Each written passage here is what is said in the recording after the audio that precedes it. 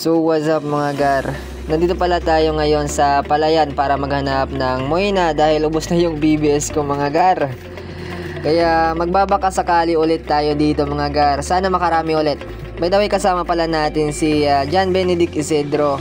So samahan nyo kami mga gar. Tara. At yun na nga mga gar, negative. Kakunti lang nakita namin moina, siguro dala ng ulan. Gabi-gabi kasi dito umuulan mga gar. Dahil dyan, change location tayo mga gar. So ito nga lang yung huli namin doon mga gar. Nakakaumay. At yun na nga mga gar, negative na naman. Naisipan namin na hindi na tumuloy mga gar kasi umaambon na. Para di naman masayang panunod yung mga gar, i-visit ko na lang kayo ka John Benedict. Tara. So nandito na tayo mga gar. Tara. Pasok kayo. Wow. So meron siya ditong ina-out na mga PKBM mga gar. Ewan ko kung ilang months na to, pero ito yung parents niya mga gar. Yan, at nagtatry siyang mag-crossbreed. So set up check muna tayo mga gar. Time lapse, turn on.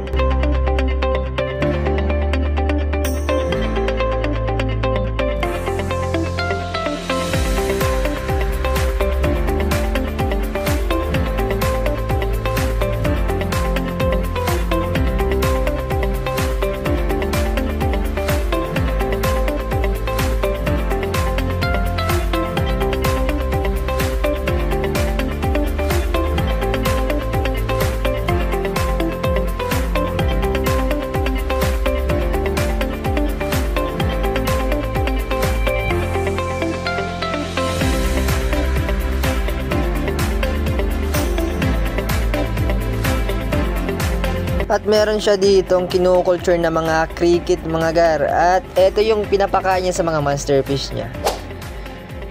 Grabe, gutom na gutom mga gar. Sumasayaw ba naman? Nice! So hanggang dito na lang mga gar. Sage.